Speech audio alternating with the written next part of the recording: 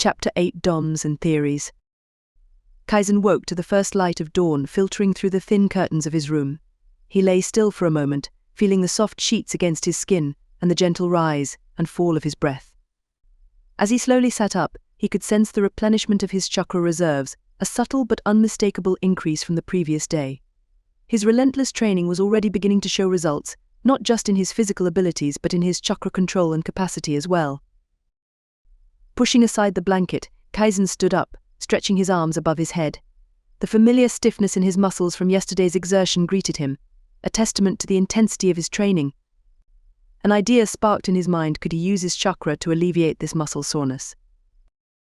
Curiosity and determination intertwined as Kaizen decided to explore this new possibility.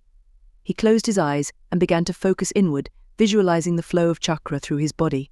He imagined it coursing through him like a river, each pulse bringing a sense of renewal and strength. The concept was simple, but the execution required a great amount of concentration and control. Kaizen concentrated on directing his chakra to the areas that felt the most fatigued. He visualized the energy flowing from his core, spreading out through his limbs, and pooling in the muscles that ached the most. As he focused, he could feel the warmth of his chakra permeating the sore spots, gradually easing the tension and dissipating the lingering soreness after several minutes. This was his first attempt at using chakra in such a manner, and Kaizen approached it with the analytical mindset that had always served him well. He paid close attention to the sensations, noting how the chakra moved and how it interacted with his physical discomfort. Each adjustment and fine-tuning of the flow increased his understanding of chakra control. As the muscle soreness began to fade, Kaizen marveled at the effects of his chakra manipulation. He pondered why and how the chakra was alleviating the soreness, theorizing based on his knowledge from his previous life. In that life, he had studied the pathways, chemistry, and anatomy of muscle growth and recovery extensively. Now, he sought to apply that knowledge to understand the interplay between chakra and physical conditioning. Muscle soreness, often referred to as delayed onset muscle soreness DOMS, typically occurred due to microscopic tears in muscle fibers, which happened during strenuous or unfamiliar physical activities. These micro-tears were particularly common during eccentric contractions when muscles lengthened under tension, such as lowering a weight slowly or running downhill. The tears in the muscle fibers triggered an inflammatory response, a natural part of the body's healing process. Kaizen knew that the initial response to these micro-tears involved an increase in blood flow to the damaged muscles. This influx of blood brought with it essential nutrients and oxygen, which were critical for the repair and regeneration of muscle tissue. White blood cells and other immune cells were also dispatched to the area to remove cellular debris and initiate the healing process. This phase was accompanied by the release of inflammatory chemicals, which contributed to the sensation of soreness and stiffness. The next phase of muscle recovery involved the activation of satellite cells. These were a type of stem cell that resided in the muscle tissue and played a crucial role in muscle repair. When muscle fibers were damaged, satellite cells proliferated and fused with the existing muscle fibers, helping to repair the tears and contribute to muscle growth. This process was supported by various growth factors and cytokines, such as insulin-like growth factor IGF and fibroblast growth factor FGF, which were released in response to muscle damage. Kaizen theorized that his chakra, when properly directed, could enhance these natural recovery pathways. By increasing blood flow and nutrient delivery, chakra could potentially expedite the inflammatory response and subsequent healing processes. Additionally, chakra might stimulate the production or activity of growth factors and cytokines, further accelerating muscle repair. Moreover, Kaizen considered the role of neural adaptations in muscle strength and endurance. Neural adaptations involved improvements in motor unit recruitment, increased firing frequency of motor neurons, and better synchronization of muscle contractions. These adaptations were crucial for building functional strength without significant muscle hypertrophy, which meant increasing strength without a corresponding increase in muscle size. This was particularly important for maintaining agility and speed, essential traits for a shinobi. Kaizen speculated that by manipulating his chakra, he could enhance these neural pathways, improving his coordination and efficiency during physical activities. This could allow him to develop stronger muscles without necessarily increasing their size, optimizing his physical performance while maintaining the agility and flexibility required for his training. Another aspect Kaizen contemplated was the pathways through which chakra flowed, deeply rooted in the rich lore of the ninja world. The traditional understanding of chakra pathways paralleled the concept of meridians in acupuncture, intricate channels that wove throughout the body, enabling the flow of chakra to support various bodily functions and overall vitality. Mastering the manipulation of these pathways would enable Kaizen to direct healing energy with pinpoint accuracy, alleviating soreness in targeted muscle groups and enhancing his physical performance. Kaizen knew that these chakra pathways were part of a complex system known as the chakra circulatory system. This system comprised not only the pathways but also nodes called tenketsu points. There were 361 tenketsu points throughout the body, which acted as control valves for chakra flow. Each tenketsu point could open or close to regulate the amount of chakra released. In combat, precise strikes to these points could disrupt an opponent's chakra flow, causing significant harm or immobilizing them entirely. The knowledge of tenketsu points was especially significant in advanced techniques like the gentle fist style used by the Hyuga clan, who could see these points with their byakugan.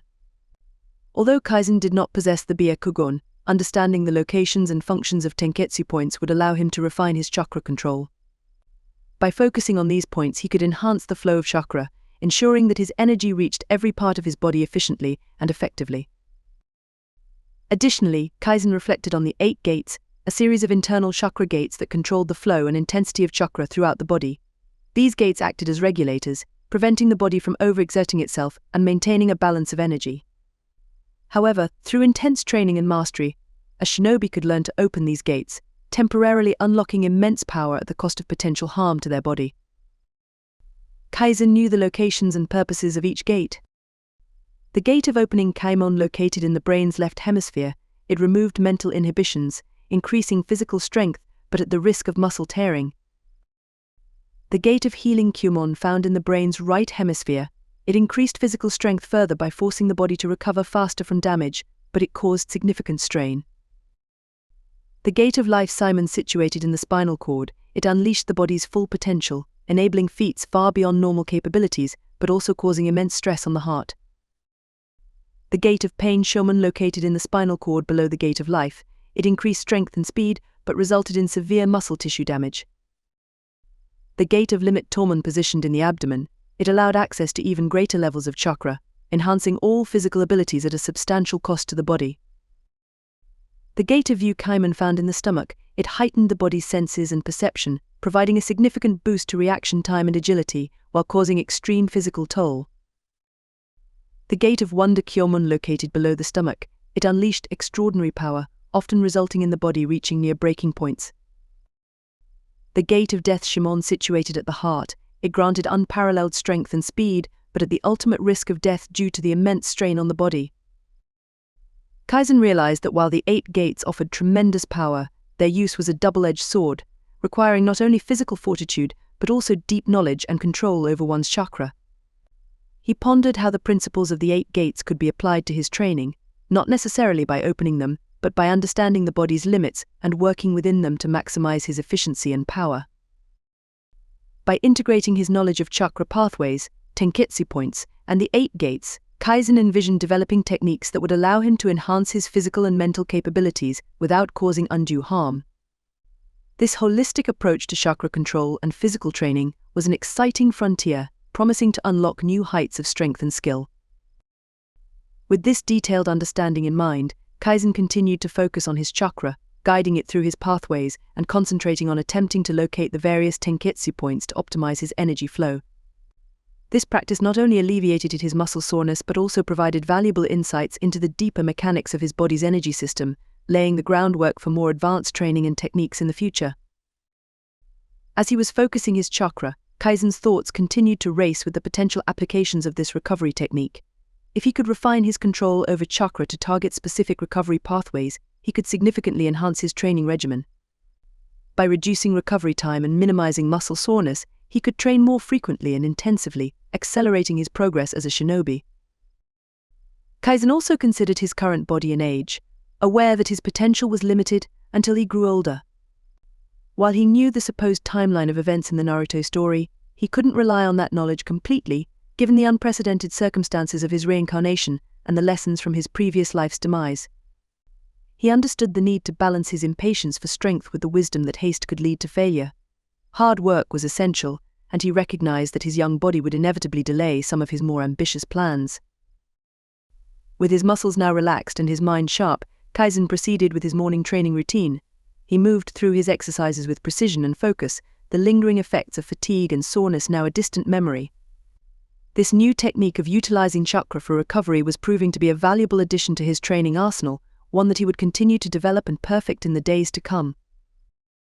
As the early morning light filtered through his window, Kaizen completed his training. Before doing anything else, Kaizen took a moment to empty his mind and enjoy the tranquility of peace surrounding him.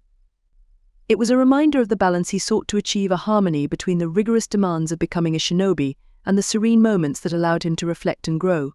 After several minutes, Kaizen opened his eyes once more, a renewed sense of focus within them. Rejuvenated and ready, Kaizen began to prepare for the day. As he washed up and changed into his clothes, he felt a sense of anticipation. Today was another opportunity to prove himself, to learn and to grow stronger. The academy awaited, and with it, the promise of new challenges and discoveries.